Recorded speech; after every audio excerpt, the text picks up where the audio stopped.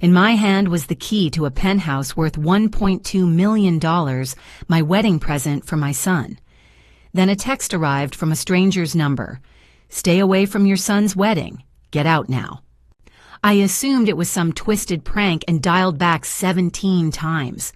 Eventually, someone picked up, and what they revealed turned my blood to ice, leaving me just 9 days to save everything. Before I continue, hit that subscribe button right now. Smash the like so more people find this, and comment where you're watching from. I read everyone. Quick note, this story uses creative elements for meaningful lessons. Any resemblance to real people or places is coincidental, but the message matters. I was holding the keys to a $1.2 million penthouse in Cherry Creek when my phone buzzed with a message that would change everything. The October afternoon light poured through floor-to-ceiling windows, painting the empty living room gold. From where I stood, Denver sprawled below the Front Range, rising beyond like ancient sentinels. Those peaks had watched me build my life here for 40 years. 40 years. God, where had the time gone? I walked through the space, slowly, footsteps echoing off hardwood floors. The kitchen gleamed with appliances Nathan would probably never use. The master bedroom opened onto a balcony overlooking Piedmont Park, where autumn had set the trees ablaze. Every detail was perfect. This wasn't just real estate. This was redemption. I'd bought this penthouse for my son, Nathan, 29 years old, getting married next Saturday, starting a family. $1.2 million might seem extravagant, but what's money compared to family? Compared to knowing your only child won't struggle the way you did, 1984.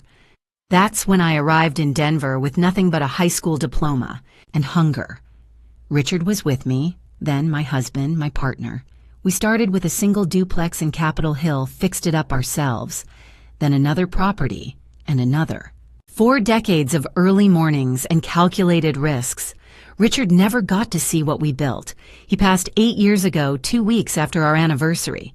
Some mornings I still reach for him across the bed, but he'd be proud of this moment. Our son getting married, and the baby Olivia was 2 months along, my first grandchild. Richard's grandchild, even though he'd never hold that precious soul.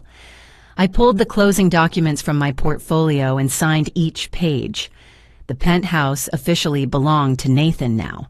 I'd surprise him with the keys at next Friday's rehearsal dinner, 9 days until the wedding. This gift was my apology for all those Little League games I'd missed, all those parent-teacher conferences I'd skipped for work. My promise that Nathan and Olivia would start their marriage on better footing than Richard and I ever had. My phone buzzed. I pulled it out expecting my contractor or maybe Lawrence, my attorney. Instead, an unknown number lit the screen. The message made my blood run cold. "Don't go to your son's wedding. Run." I stared at the words, read them twice. 3 times. Who would send something like this? Some sick joke. I pressed dial. The phone rang endlessly. No voicemail, just mechanical ringing that mocked me with each repetition. I tried again and again. By the 10th attempt, my hands were shaking. The rational part of my brain, the part that had negotiated million-dollar deals without flinching, insisted this was nothing. A prank. A wrong number. Maybe one of Nathan's friends with twisted bachelor party humor, but instinct whispered something darker. I gathered the documents, trying to focus. The penthouse was Nathan's now. Whatever that message meant, it wouldn't change my love for my son. I locked the door, the keys suddenly heavy in my palm. These were supposed to symbolize faith in Nathan's future. Now they felt weighted with something I couldn't name. In the parking garage, I checked over my shoulder 3 times. The concrete pillars cast long shadows. Everything looked normal. Everything felt wrong. I sat in my Mercedes engine off, staring at that message. "Don't go to your son's wedding. Run." My finger hovered over delete, then stopped. I saved the number. Started the engine. Some unknown caller with a cryptic message wasn't going to ruin my son's big day. As I pulled into late afternoon traffic, I had no idea that in 9 days, I'd wish I'd listened to that warning. By the time the unknown number finally answered, I'd called 17 times. It was Thursday night, 11:47. I sat in my home office, the lamp casting long shadows across my desk, a glass of whiskey I couldn't bring myself to drink, sitting untouched beside the phone. Eleanor. The voice was rough-weighted with something between regret and urgency. I recognized it instantly, though I hadn't heard it in 8 years. William Sterling. My former business partner, the man I'd forced into rehab when his cocaine habit nearly destroyed both our companies. The man I'd cut ties with the day Nathan graduated college because my son had made it clear him or William. I'd chosen Nathan. "I'm sorry," William said. "I didn't want to do this over text, but I couldn't risk calling from my regular number. If they knew I'd warned you..." "If who knew William? What the hell is going on?" A pause. I heard traffic in the background, the distant wail of a siren. Tuesday morning. I was at Corvus Coffee in Cherry Creek. Your son walked in. My chest tightened. Nathan drinks coffee. That's not... He wasn't alone. William's voice hardened. A woman, and a man in a suit lawyer-type expensive shoes, the kind that clicks on marble.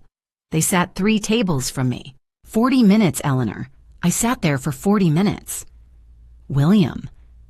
The woman said, "The old lady doesn't even check documents anymore." Nathan laughed. Said, "These papers are airtight. No loopholes." The room tilted slightly. I gripped the edge of my desk. The lawyer, Andrew, somebody laid out the whole thing. They're liquidating everything, your entire portfolio. 62 million in properties selling to Summit Capital Group for 25. After the honeymoon, they move you into assisted living. They've already paid some doctor to sign off on incompetency papers. That's Nathan wouldn't... Eleanor. William's voice cracked. I was 6 feet away for 40 minutes. The woman talked about which facility had the best optics. Nathan asked when the money would clear. The lawyer said everything's ready to execute right after the wedding. 9 days from now. The wedding I'd been planning for 6 months. The penthouse I'd just signed over. The grandchild I'd been dreaming about. "You're wrong," I whispered. "You're William. You've been sober for, 6 years? Maybe you..." "Don't." His voice turned sharp. "Don't insult both of us. I know what I heard. I know what I saw. And I know you're in danger." Silence stretched between us. Through my office window, I could see the Denver skyline glittering against the dark mountains beyond. 40 years I'd built this empire. 40 years since I'd arrived here with nothing but Richard's life insurance and a dream. And my son, the boy I'd raised alone, the man I'd trusted with everything, was planning to take it all. "What did they have you sign?" William asked quietly. That's when it hit me. 3 weeks ago. Nathan standing in my kitchen with a leather folder. Just estate planning, Mom. Routine trust restructuring. For the baby's future. I'd signed while we discussed the wedding menu. "Eleanor, you still there?" I was staring at the graduation photo on my wall. Nathan in his cap and gown, arm around my shoulders, both of us grinning. 5 years ago. Back when I still believed I knew my son. "What had I signed?" I whispered. By Friday morning, I had torn through my home office like a woman unhinged.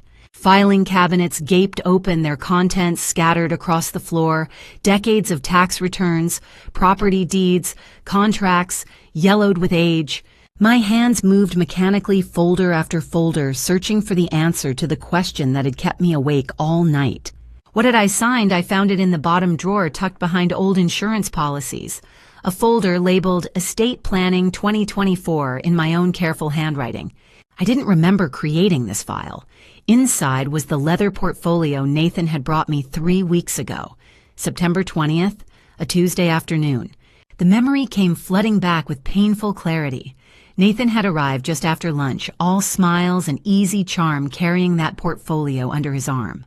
Olivia had stayed in the car, morning sickness, he'd explained, making her too nauseous for the drive up from their apartment. "Just estate planning, Mom," he'd said, spreading documents across my kitchen table. "Routine trust restructuring, making sure everything's set up properly, for the baby's future." I'd been agonizing over the reception menu, salmon or steak, and trying to calculate how many out-of-town guests would need hotel blocks. My first grandchild, my son's wedding, the future I'd been dreaming about since Richard died. "Sign here, Mom, and here. Initial here." I'd signed while asking Nathan whether he thought Olivia's parents would prefer fish. He'd gathered the papers, kissed my cheek, and left whistling. Now alone in my office with dawn light creeping through the windows, I read what I'd actually put my name to: power of attorney. Effective immediately. Nathan Ross granted complete authority over all financial decisions, property transactions, and business operations. My vision blurred. There was more. A transfer agreement dense with legal language. All properties, every building I'd spent 40 years acquiring, moved into an entity called Ross Family, LLC. I grabbed my laptop, pulled up the Colorado Secretary of State's business registry, typed with shaking fingers. Ross Family, LLC, registered August 15th, 2024, managing member Nathan Ross. I scrolled through the filing 3 times searching for my name. It wasn't there. Not as owner, not as member, not as registered agent. Legally, I had no connection to my own company. The next document made my stomach drop. A preliminary sales agreement. Ross Family, LLC to Summit Capital Group. Purchase price $25 million. Property description: all 10 buildings comprising the Denver Metro portfolio formerly held by... I couldn't finish reading. Those properties were worth $62 million. I'd had them appraised 6 months ago for insurance purposes. Real estate in Denver had exploded. Rhino's warehouses converted to luxury lofts. Highlands Victorian homes restored and selling for millions. Cherry Creek's commercial spaces commanding premium rents. $62 million in assets. My son was selling them for $25. A $37 million loss. 60% of their value gone. And my signature was on every page dated September 20th, the day I'd been too distracted by wedding planning and grandchild dreams to read what I was signing. For the baby's future, he'd said. I stared at the laptop screen until the words blurred together. Outside Denver was waking joggers passing my window, early coffee runs, the ordinary Friday morning rhythm of a city that didn't know my world had just collapsed. I'd been so proud when Nathan said he wanted to learn the business. Proud that my son showed interest in real estate, in building something lasting, in carrying forward what Richard and I had created from nothing. He'd learned all right. He'd learned exactly how to steal everything I'd built. By Friday afternoon, I made the call that would unravel everything. Samuel Rodriguez answered on the second ring. I'd hired him twice before, once to vet a property manager, once to investigate a contractor I'd suspected of fraud. He was thorough, discreet, and expensive, worth every penny. Eleanor. Been a while. I need deep background checks on 2 people. I said, my voice steadier than I felt. Olivia Harper and a lawyer named Andrew Thornton. Everything you can find. Fast. A pause. How fast? Yesterday would be too late. Another pause. I could hear him typing the click of keys, rapid and efficient. This about your son's wedding. Of course he'd know. Samuel made it his business to know things. Yes. Give me 4 hours. I hung up and spent those 4 hours pacing my office like a caged animal. The documents from this morning lay spread across my desk. The power of attorney, the LLC transfer, the sales agreement. Every page bore my signature, proof of my own blind trust. My eyes kept drifting to the framed photo on the bookshelf. Nathan and Olivia at their engagement party 6 months ago. She looked radiant in that picture, her hand resting protectively on her still flat stomach, Nathan's arm around her shoulders. They'd announced the pregnancy that night, and I'd cried happy tears into my champagne. For the baby's future. That's what Nathan had said. And I'd believed him. Because what kind of mother wouldn't?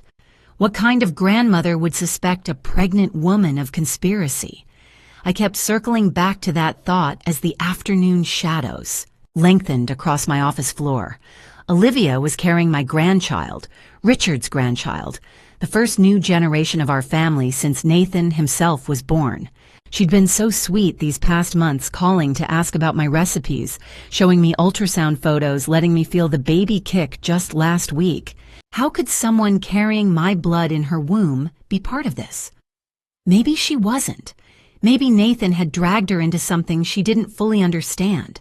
Maybe he'd manipulated her the same way he'd manipulated me with his easy charm and boyish smile. Maybe she was as much a victim as I was. I wanted desperately to believe that. I needed to believe it because the alternative that this young woman I'd welcomed into my family, this mother of my grandchild, had looked me in the eye and lied was too devastating to accept. The pregnancy changed everything. It had to. You didn't carry a child and plot to destroy that child's grandmother.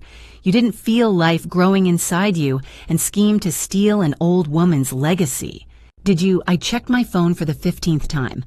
3:47. Samuel said 4 hours. He'd called at 2:30, which meant the phone rang at 7:30. Samuel's name lit up the screen. I grabbed it so fast I nearly dropped it. Samuel. Eleanor. His voice was different now. Careful. The way you'd speak to someone standing on a ledge. I've got what you asked for, but you need to sit down for this. I was already sitting, but my hands gripped the armrests of my chair anyway. Tell me, I said. The silence on the other end lasted 3 heartbeats too long. When Samuel finally spoke, his voice carried the weight of someone delivering news that would change everything.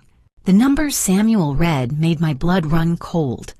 Olivia Harper, he began, and I could hear papers rustling on his end. Credit card debt $475,000. Maxed out across 7 cards in the last 18 months. I grabbed a pen, my hand shaking as I scribbled on the notepad beside me. 475,000.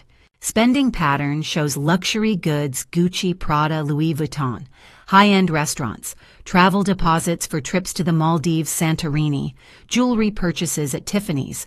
This isn't someone living beyond their means. This is someone hemorrhaging money. And Nathan. Samuel's pause felt deliberate. Personal loans totaling $130,000.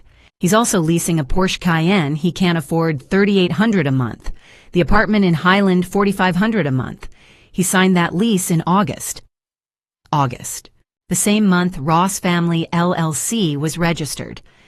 They've been drowning for 18 months, Samuel continued. Both of them. Then suddenly, August 15th. Nathan creates this LLC.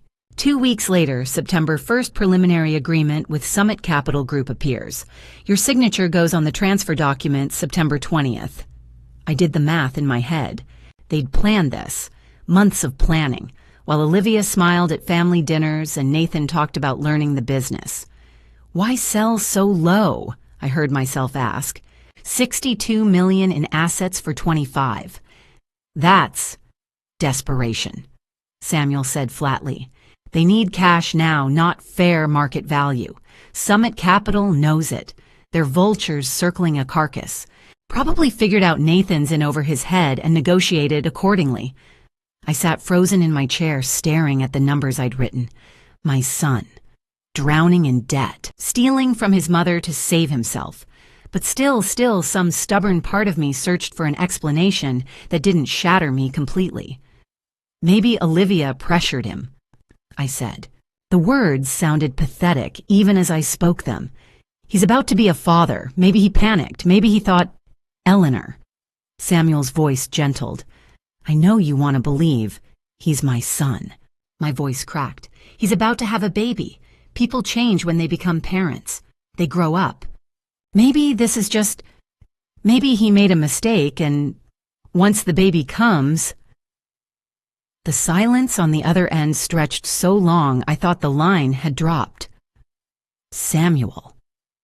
Eleanor. He exhaled slowly. There's one more thing. Something in his tone made my stomach drop.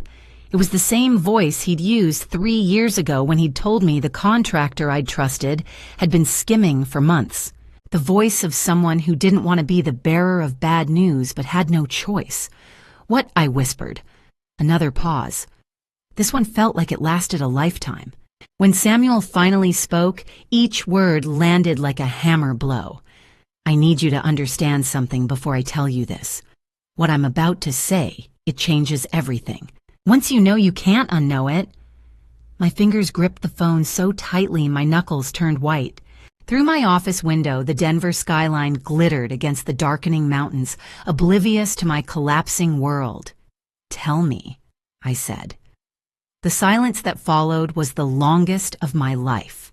Olivia Harper's legal name until 2019 was Emma Thornton. The world stopped. She changed it in March 2019. Samuel continued. Complete identity overhaul, new name, new social media presence, new history, professional job, no red flags unless you dig deep. Thornton. Thornton.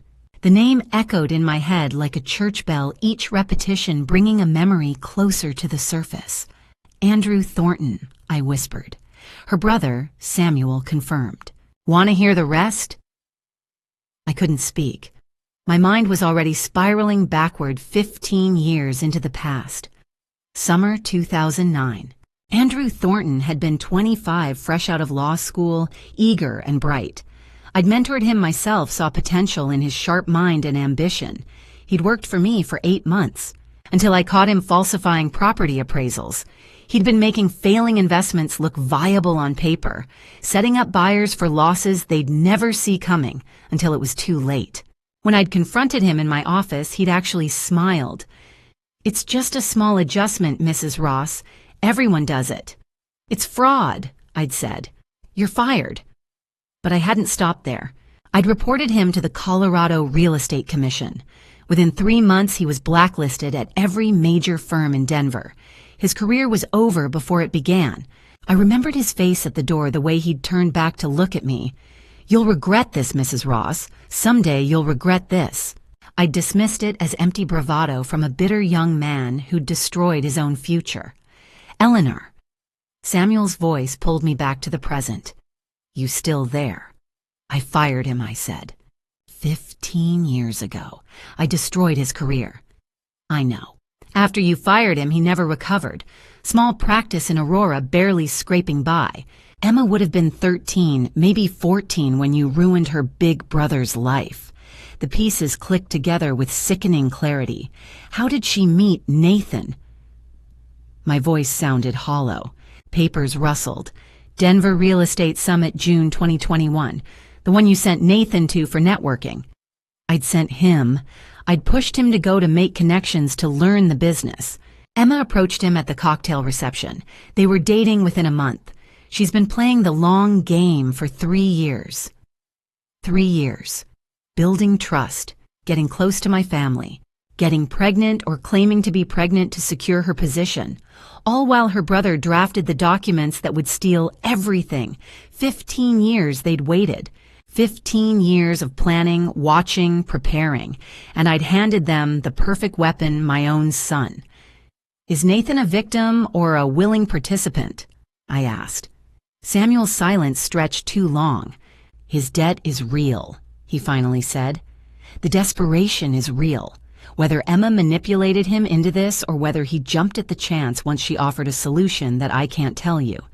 But Eleanor, those documents, he signed his name as managing member of that LLC. He brought those papers to your kitchen. He watched you sign." My son had been hunted. That much was clear. But had he also become a willing hunter? Saturday evening, October 12th, I opened my door with a smile I didn't feel. Mom Nathan wrapped me in a hug that felt like betrayal wearing skin. Olivia Emma followed with wine and flowers, her hand resting protectively on her stomach. My supposedly pregnant future daughter-in-law. I hugged them both. Inside, I was screaming. "Dinner smells amazing," Nathan said, heading to the kitchen. "What are we having? Pot roast, your father's recipe." Invoking Richard's name felt like armor. I needed every shield I could find to get through this evening. Over dinner, they painted their perfect future. The honeymoon Maldives, 2 weeks overwater bungalow. "Sounds expensive," I said carefully. "We've been saving," Nathan said, reaching for Olivia's hand.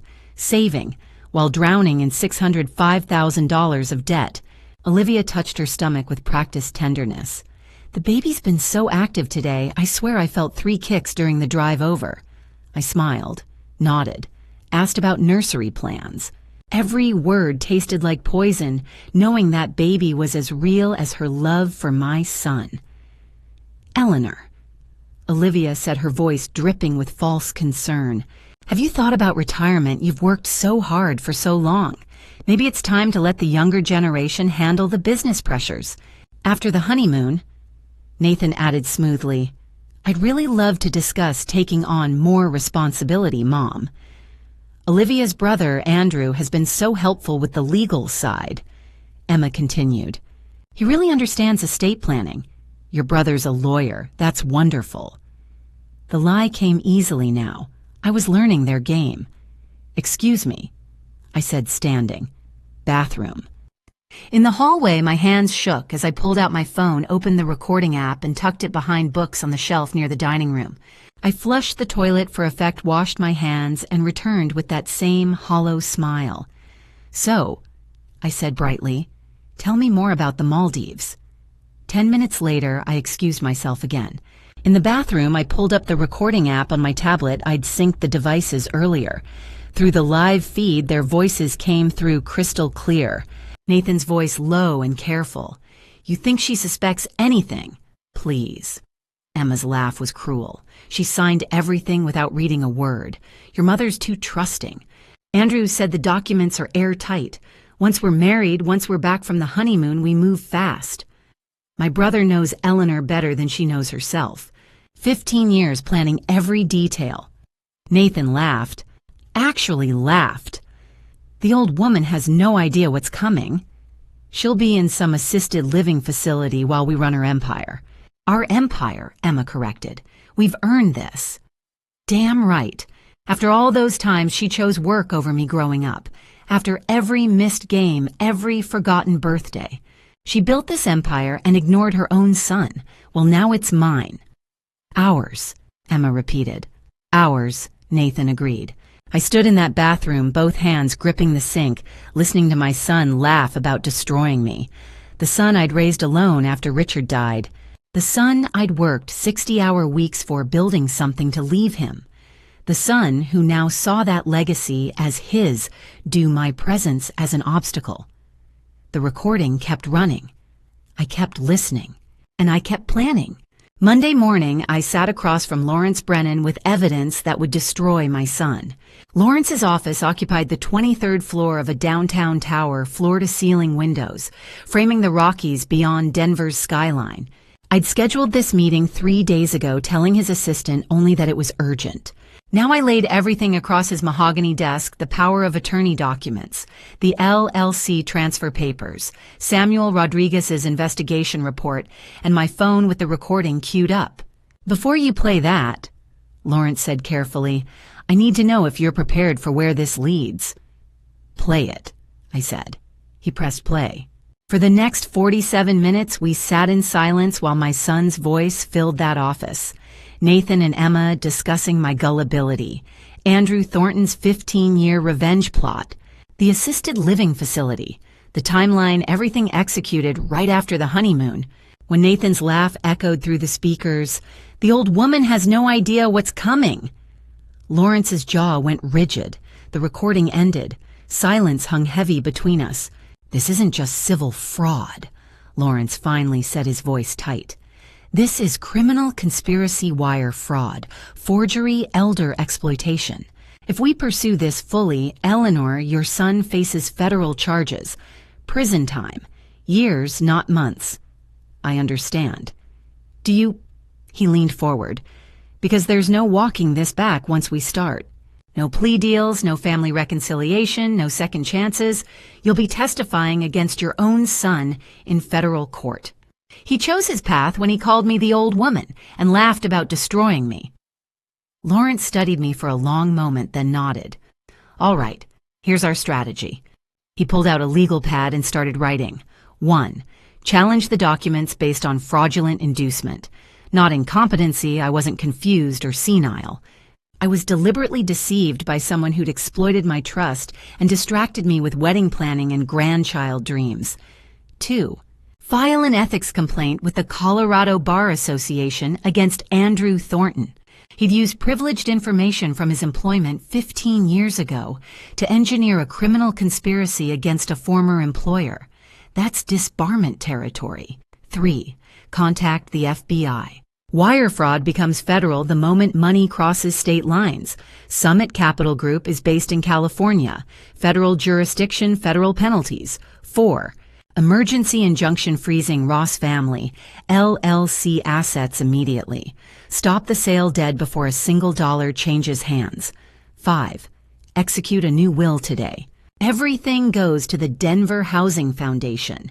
Nathan gets nothing.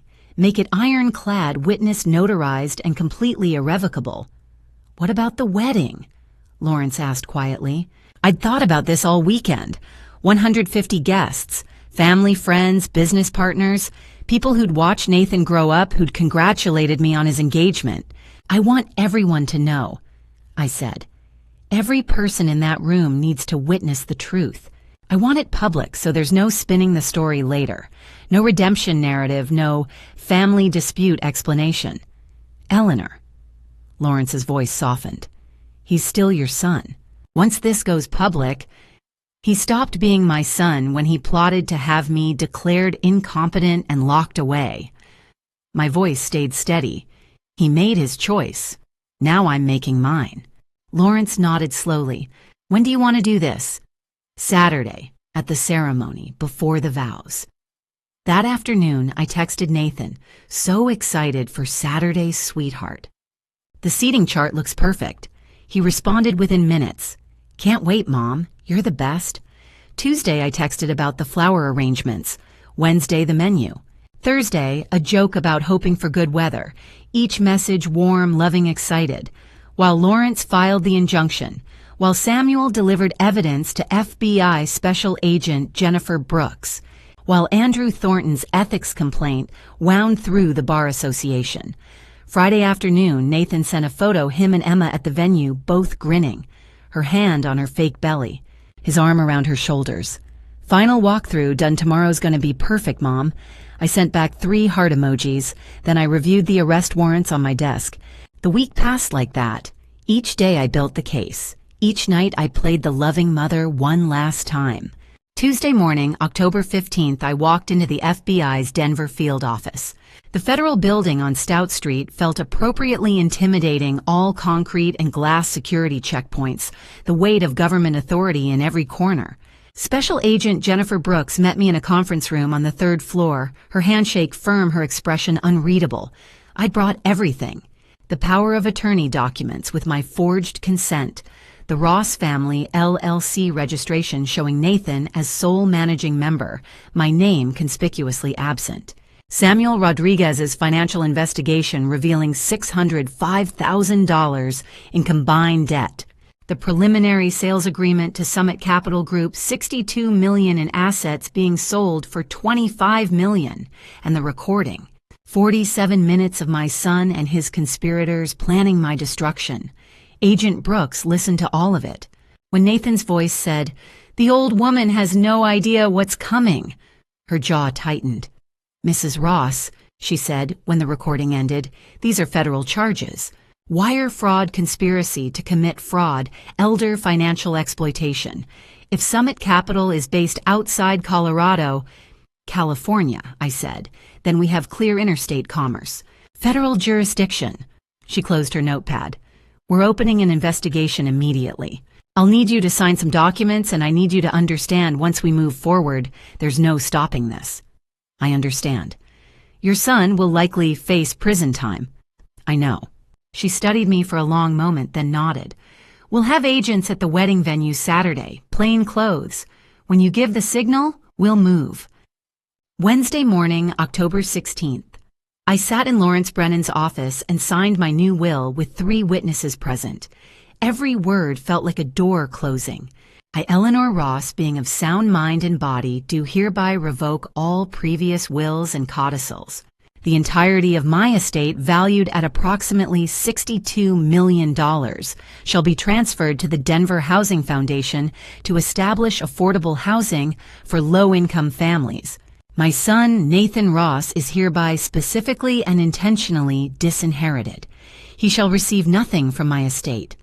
My hand didn't shake. Not once. Lawrence witnessed the signature, his face solemn. "This is irrevocable, Eleanor." "Good." Thursday, October 17th. Lawrence filed the formal ethics complaint with the Colorado Bar Association against Andrew Thornton. The complaint was 32 pages long, meticulously detailed, using privileged information from former employment, engineering a criminal conspiracy against a former client, fraudulent legal documents designed to exploit an elderly woman's trust. "They'll investigate," Lawrence told me over the phone. "But even if they move slowly, the FBI won't. You've given them everything they need."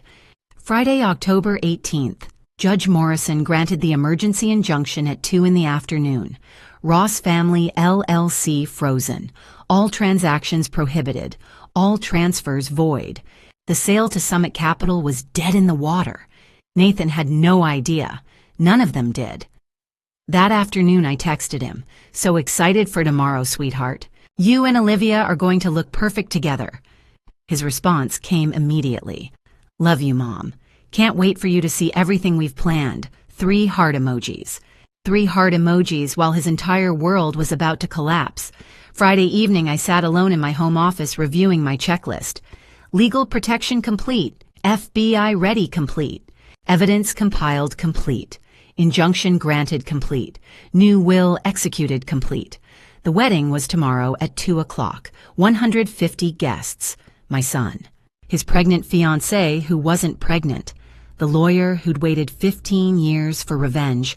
All of them walking into a trap I'd built with the same skills I'd used to build my empire. I'd spent 40 years learning how to construct something from nothing. How to plan, strategize, execute without emotion when business demanded it. How to make hard decisions and live with the consequences. Tomorrow I would use those same skills to take it all back. Outside my window, Denver's lights glittered against the October darkness. Somewhere out there, Nathan was probably celebrating his last night as a free man, dreaming of the fortune he thought he'd stolen. He had no idea what tomorrow would bring. But I did. Earlier that week, Wednesday afternoon, October 16th, Samuel Rodriguez called with information that shattered what little faith I had left. "Mrs. Ross," he said carefully, "I need to talk to you about Olivia's pregnancy." My heart jumped. "Is the baby all right?" A pause. Too long. When Samuel spoke again, his voice was gentle in that way people use when delivering devastating news. "Mrs. Ross, there is no baby." The world tilted. I gripped the edge of my desk. "What, she's 2 months along. I've seen the ultrasound photos. She let me feel the baby kick last week." That ultrasound photo is from a stock image website. I traced it back to the source. Getty Images purchased 3 months ago using a credit card registered to Andrew Thornton. I couldn't breathe.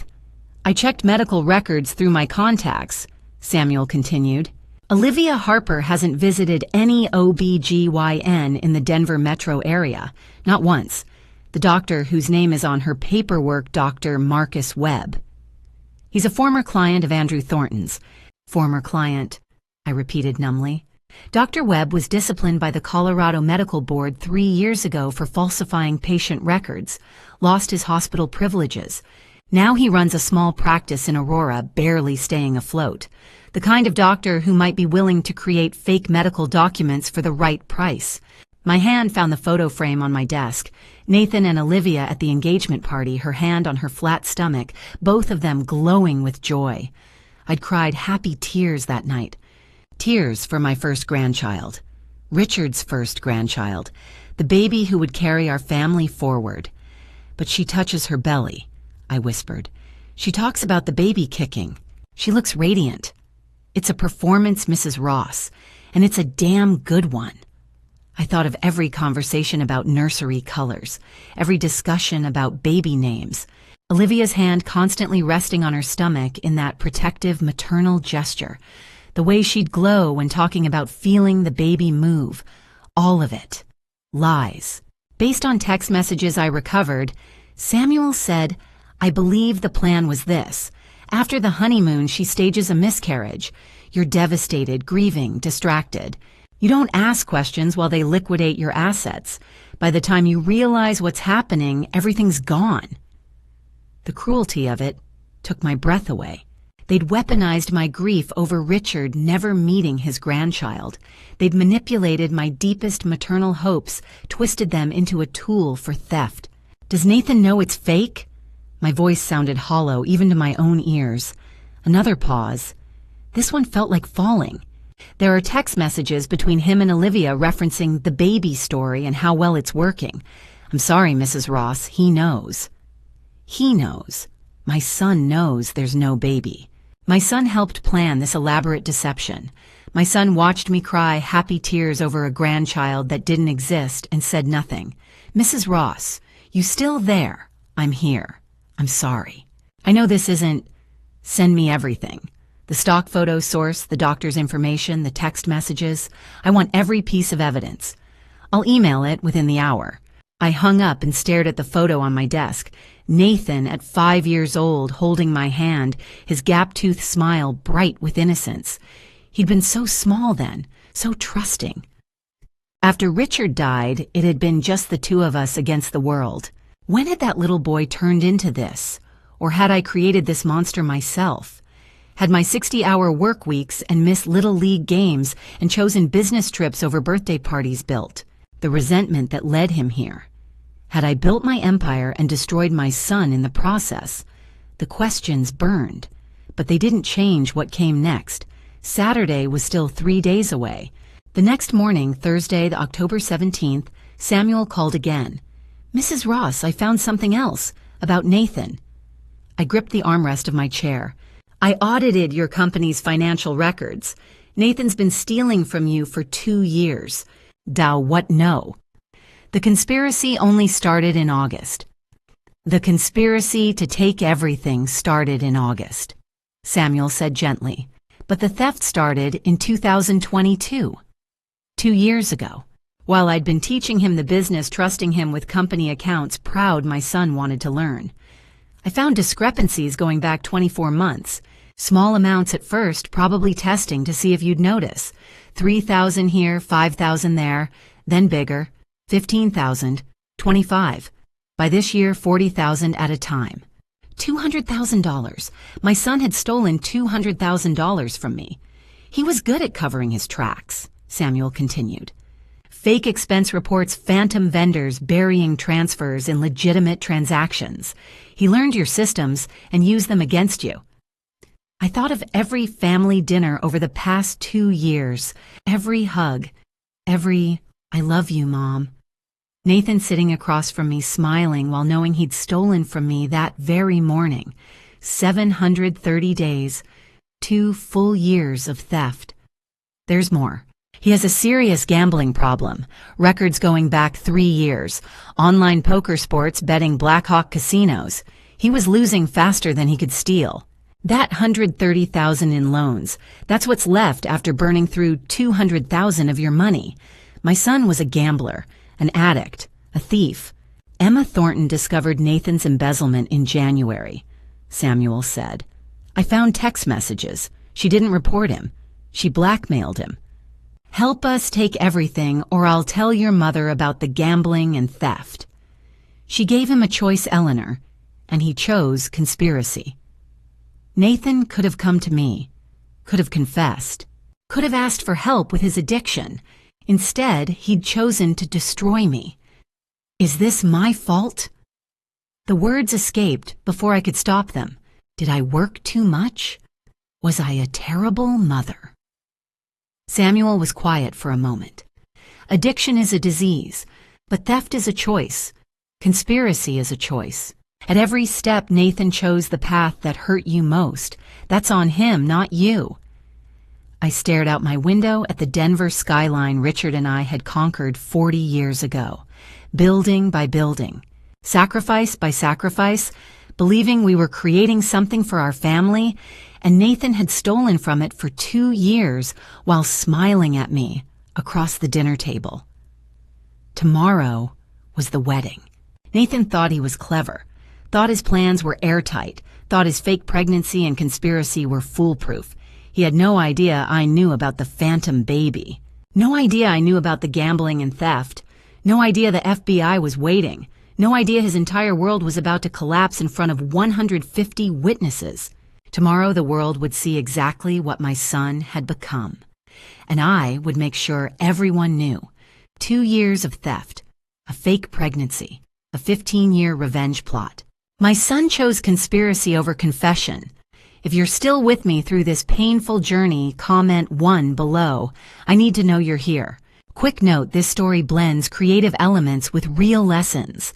If that's not for you, feel free to exit now. Otherwise, stay with me for what happens next.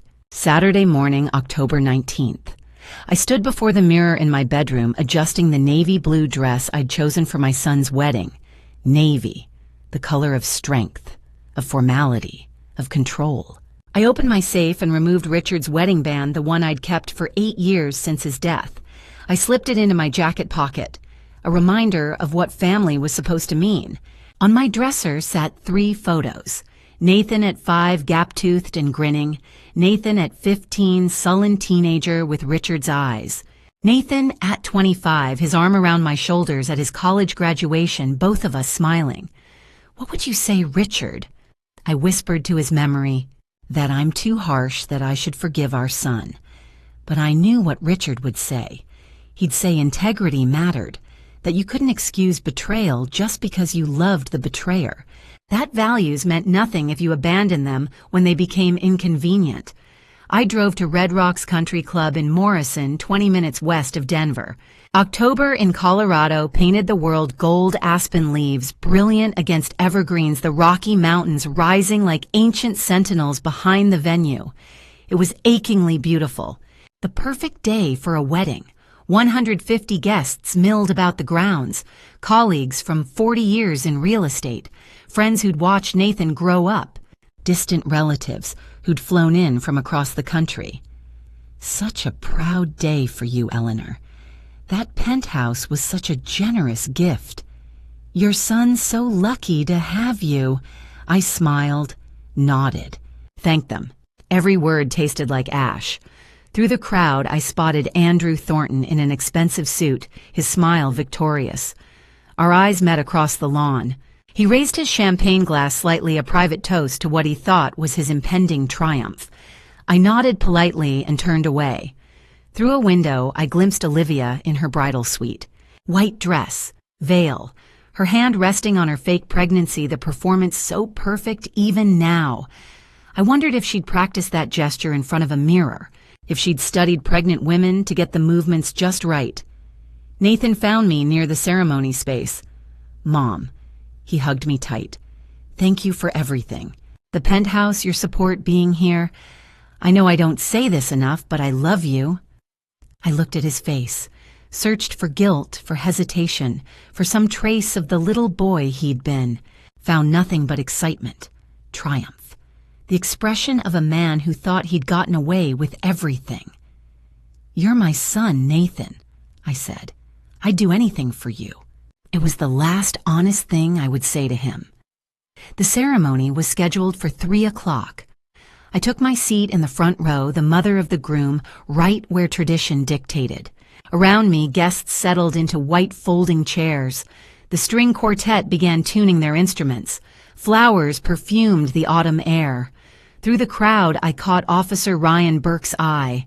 He was positioned near the exit plain clothes, looking like just another guest. He gave me the slightest nod.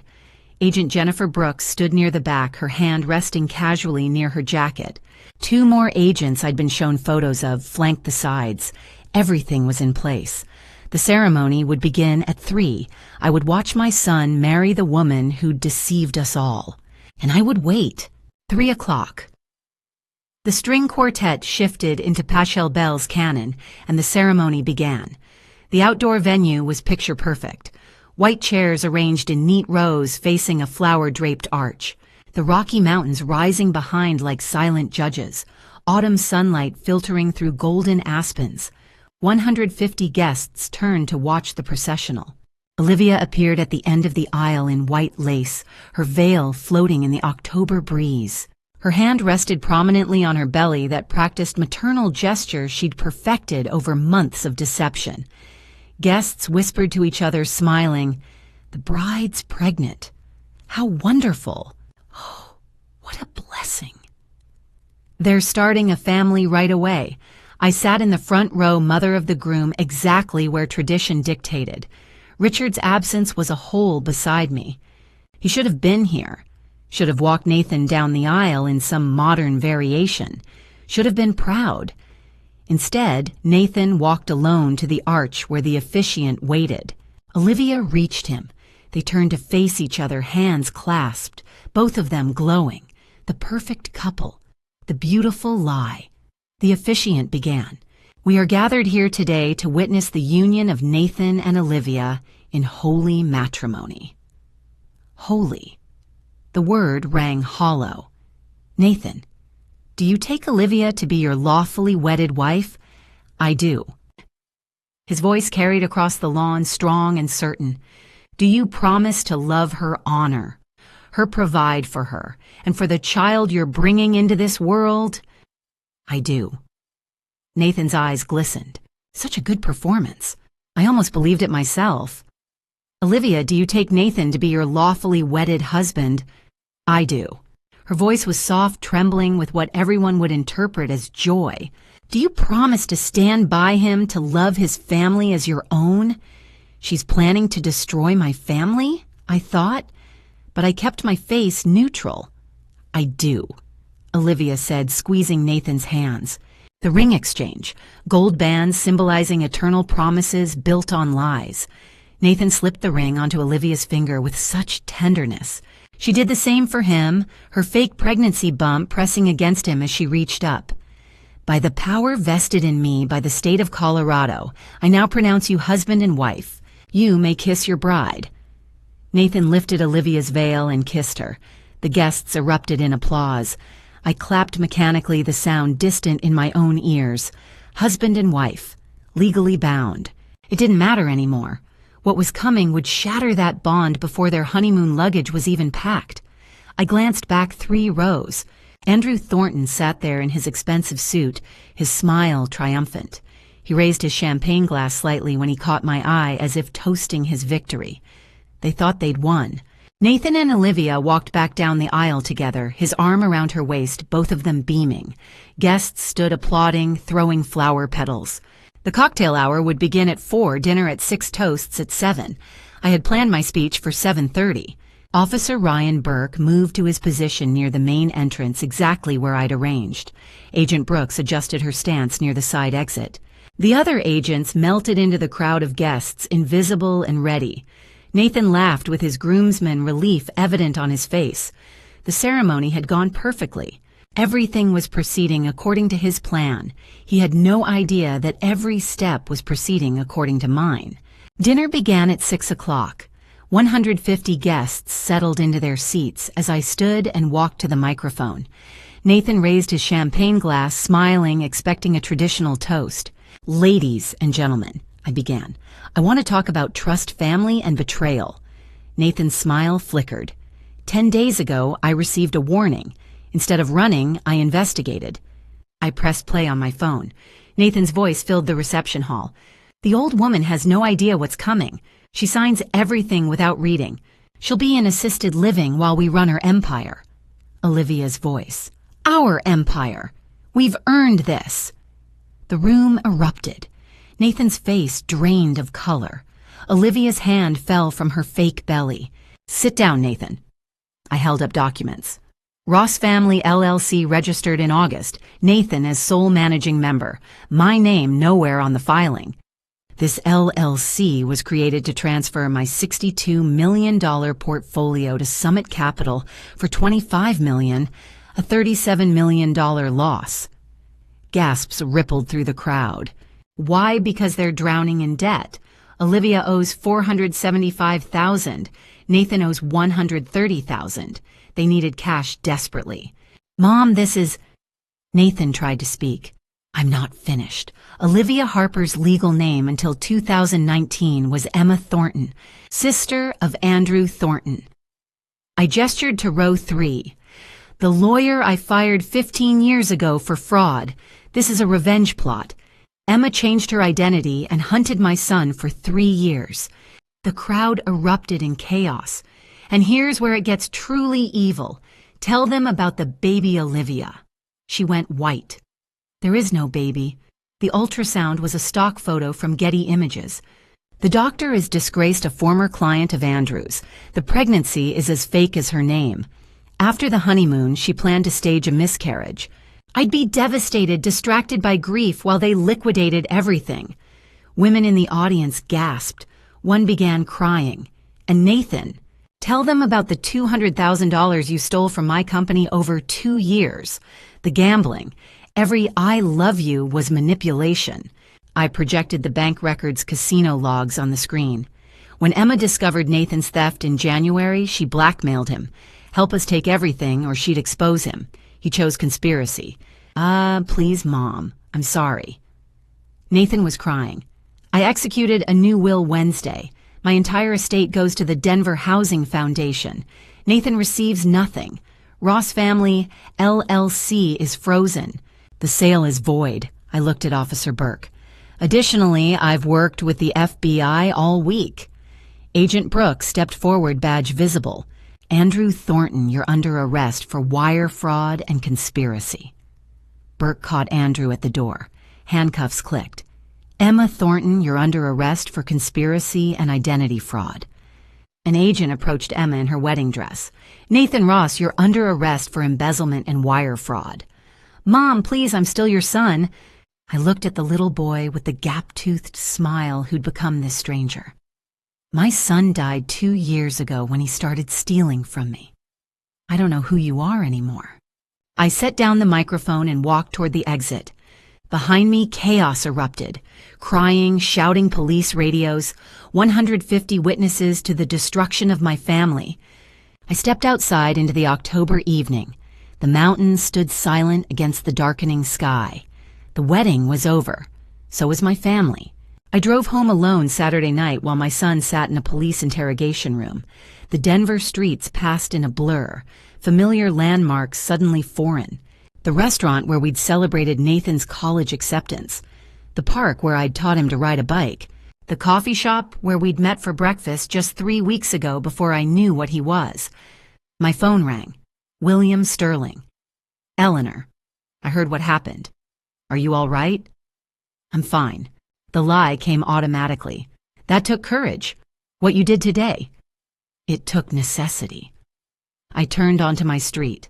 Thank you, William, for the warning, for giving me time to prepare. I'm here if you need anything. We'd reconnected after 15 years apart after I'd chosen Nathan over our business partnership. Now William was still here and Nathan was gone. The irony wasn't lost on me. My house was dark when I pulled into the driveway. I'd left it 12 hours ago to attend my son's wedding. I was returning to something else entirely, an empty monument to choices I couldn't take back. I walked through rooms that suddenly felt too large. The kitchen where Nathan had brought me fraudulent documents while discussing wedding menus. The office where I'd discovered his theft. The living room where we'd celebrated his engagement to a woman who'd hunted him for revenge. My feet carried me upstairs to Nathan's childhood bedroom. I'd kept it exactly as he'd left it when he moved out at 22, a shrine to someone who maybe never existed at all. Baseball trophies on the shelf, artwork from elementary school still tacked to the wall. I love you, Mom, spelled out in crayon and glitter, his old bed with the navy comforter, posters of bands he'd loved as a teenager. I sat on the bed and picked up the photo on his nightstand. Nathan at 5, holding my hand at the zoo ice cream on his face, pure joy in his eyes. When had that little boy transformed into the man who'd stolen from me?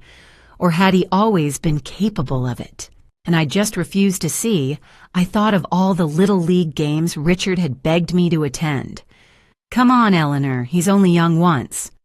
Next week, when this deal closes, all the school plays I'd missed, the science fairs, the parent-teacher conferences where Richard went alone because I was in meetings on calls building an empire. Had my absence created the monster, my son became number 1. I stopped that thought before it could take root. Addiction might be a disease, but theft was a choice. Conspiracy was a choice. At every turn, Nathan had chosen the path that hurt me most. That was on him. My phone buzzed. A text from an unknown number. I knew who it was before I even looked. Mom, please. Can we talk? I can explain everything." I stared at the message for a long time, sitting in my son's childhood room surrounded by ghosts of who he used to be or who he pretended to be. The gap-toothed smile in the photo, the crayon artwork declaring love, the trophies I'd been too busy to watch him earn. Maybe someday I'd respond to that text. Maybe someday I'd be ready to hear explanations, excuses, apologies. Not today, not soon, maybe never. I turned off my phone and sat in the darkness alone. 7 o'clock Sunday morning. I drove to the penthouse in Cherry Creek one last time. The building rose against the dawn sky, glass and steel catching the first light of day. I'd signed the papers 9 days ago, held these keys in my pocket while my world collapsed. A gift for my son that would never be given. A symbol of everything I'd believed about family that turned out to be a lie. I used my key to unlock the door. The penthouse stood empty just as I'd left it. Floor-to-ceiling windows framed the Front Range mountains painted gold and pink by sunrise. It was achingly beautiful. The view Richard and I had dreamed about when we first arrived in Denver with nothing but hope and his life insurance money. I walked to the center of the living room and stood there, keys heavy in my palm. $1.2 million in glass and granite and breathtaking views. Worth nothing now. A monument to misplaced trust. "I protected what we built," I whispered to Richard's ghost, "but I lost our son in the process. Would he have made different choices? Would he have found a way to save Nathan and the empire both? Or would he have done exactly what I did, chosen? Justice over mercy, consequences over forgiveness I'd never know." 10 miles away, Nathan sat in a jail cell awaiting arraignment. Was he truly sorry? Or just sorry he'd been caught? Did he lie awake thinking about the mother he'd betrayed, or was he calculating his legal defense, planning his next manipulation? My phone buzzed, another text from his number. "Mom, I'm so sorry. Please forgive me. I made terrible mistakes. I need help. Please." I stared at the words. The please repeated like a prayer, like if he said it enough times I'd break. I'd rush to the jail post, his bail hire, the best lawyers choose my son over justice the way mothers are supposed to. I deleted the message. The love a mother feels doesn't disappear, not even when it should. Somewhere deep inside, I still loved the 5-year-old with ice cream on his face, the teenager who'd cried at his father's funeral, the young man who'd asked to learn the family business. But that person either never existed or died long ago, replaced by someone I didn't recognize. Trust once shattered doesn't rebuild. How could I ever look at Nathan again without seeing the lies, without remembering the fake pregnancy weaponizing my grief, without hearing his voice on that recording, calling me the old woman? While plotting my destruction, I turned back to the windows to the city Richard and I had conquered, building by building, sacrifice by sacrifice. 40 years of work protected, justice served. Nathan, Andrew, and Emma all facing federal charges. My empire saved, but at what cost? I'd won. My assets were secure. My betrayers arrested, my legacy preserved for the Denver Housing Foundation instead of thieves and conspirators. So why did victory feel so much like devastation? I walked to the kitchen and set the keys on the marble counter, a symbolic gesture, the gift abandoned. The future I'd imagined for my son left behind in an empty penthouse with $1 million view. I stepped into the hallway and locked the door behind me, leaving the penthouse as empty as my heart. 6 months after the wedding that never finished, I stood in a Denver courtroom to hear the sentences. The federal trial had been swift. The evidence was overwhelming. The recording the document Samuel's investigation FBI testimony. Nathan, Andrew, and Emma had all taken plea deals rather than face a jury. Now came the consequences. Nathan looked different, thinner, older than his 29 years. His eyes held something that might have been remorse or might have been self-pity. I couldn't tell anymore. He tried to catch my eye as they led him in. I looked away. Judge Morrison read the sentences with no emotion, just the weight of federal law. Nathan Ross, 5 years in federal prison for embezzlement, wire fraud, and conspiracy to commit fraud. The court notes as an aggravating factor that your victim was your own mother. You will also complete mandatory gambling addiction treatment during your incarceration. 5 years. My son would be 34 when he got out, if he served the full term, if he survived it. Andrew Thornton, 12 years in federal prison for masterminding this conspiracy for wire fraud for exploiting privileged information from former employment. You are permanently disbarred from practicing law in any jurisdiction. Andrew's face remained blank. 12 years. He'd be 52 when released. His revenge had cost him everything. Olivia Harper, also known as Emma Thornton, 8 years in federal prison for conspiracy identity fraud, wire fraud. The court finds your fake pregnancy scheme particularly unconscionable, exploiting a grandmother's natural love for calculated financial gain. Emma still legally misses. Nathan Ross, though annulment papers were filed, stared at the floor. 8 years for hunting my son, for weaponizing hope, for turning love into a tool of theft. Dr. Marcus Webb. 3 years in federal prison for creating fraudulent medical documents. Your medical license is permanently revoked. The doctor who'd helped fake a pregnancy for money. 3 years. As they led Nathan away in handcuffs, he turned back one last time. "Mom," he said, his voice breaking. "I'm so sorry." I nodded once. Acknowledgement. Not forgiveness. Not yet. Maybe not ever. William Sterling waited for me outside the courtroom, his presence steady in the chaos. "How are you holding up?" he asked. "I won," I said. The words felt hollow. Justice was served. The sentences are fair. Everything worked out exactly as it should have. Justice and peace are two different things, Eleanor. I looked at him, this man I'd pushed away 15 years ago, who'd warned me when he didn't have to, who'd stood by me through the aftermath. "I know," I whispered. We walked out of the courthouse together into April sunshine. Denver was blooming spring flowers emerging the city, moving forward as it always did. Life continued whether you were ready or not. Nathan would serve 5 years, Andrew 12, Emma 8. The legal chapter was closed. The empire was protected. The betrayers were punished. But the wounds still bled. I'd won justice. I'd protected everything Richard and I built. I'd ensured that theft and betrayal faced consequences. But every night I ate dinner alone in a house that felt too big, surrounded by photos of a son who either never existed or died long before that wedding day. I'd won everything, except what mattered most. They say time heals all wounds.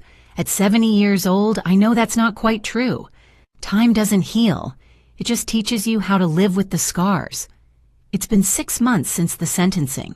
I still live in the house Richard and I bought 40 years ago, the one where we raised Nathan, where ordinary Tuesdays felt like nothing special until they were gone. I hired professional management to run the business. I still own it, but the 60-hour weeks are over.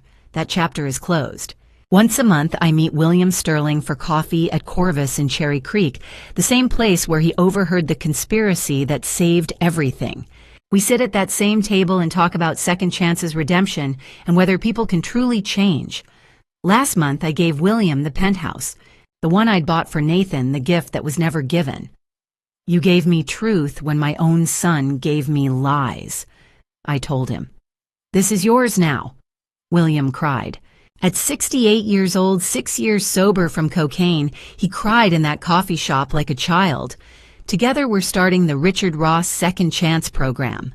Mentorship for young people struggling with addiction debt, the kind of desperation that makes theft seem like the only option. We're teaching business ethics, financial literacy, how to ask for help before you're drowning. Maybe we'll save someone. Maybe we'll prevent another family from shattering the way mine did. I think about Nathan every day. He's in federal prison in Florence, Colorado, serving his 5 years. He writes once a month. I read every letter. I just don't respond. Not yet. Maybe someday. His letters are full of apologies and therapy insights and promises to be better. I want to believe them. The mother in me wants desperately to believe my son has found redemption in that cell, that he's truly sorry. But trust once broken doesn't rebuild easily. Maybe it never rebuilds at all. Here's what I've learned. What I wish I could tell my younger self. What I want to tell anyone listening to this story: don't let pride cost you your family. I was so proud of my empire, so focused on building something that would last, that I forgot to build a relationship with my son. Nathan didn't need another property or a penthouse. He needed his mother at his baseball games, his graduations, his ordinary moments. He needed me present, not just successful. I built an empire and lost my son. That's on both of us, but I have to own my part. When someone you love betrays you, protect yourself. Absolutely protect yourself. Don't let guilt or family obligation make you a victim. I did the right thing, gathering evidence, calling the FBI, ensuring consequences for fraud and conspiracy. But here's the question I wrestle with every night. 10 years from now, what will I regret more, that I let them get away with it, or that I lost my son forever? I chose justice. I'd make the same choice again, but that doesn't mean it doesn't hurt. If you're listening to this and you have children, hug them tonight, even if they don't deserve it. Especially if they don't deserve it. Tell them you love them. Be present in their lives. Don't wait until success or retirement or next year to build the relationship that matters most. Don't build an empire and forget to build a family. I protected everything Richard and I created over 40 years. I ensured our legacy would help families through the Denver Housing Foundation. I made sure betrayal faced consequences, but I eat dinner alone every night, and no amount of justice changes that. My name is Eleanor Ross. This is my story. These are my scars. Learn from them. Do better than I did. Hug your children tonight, before it's too late. Before you're 70 years old with a $62 million empire and nobody to share it with. Before you win everything except what matters most. My name is Eleanor Ross, and this is what family drama stories teach at 70 years old. Don't be like me. Don't sacrifice children for success. God gave us family to inherit love, not empires. I chose boardrooms over baseball games.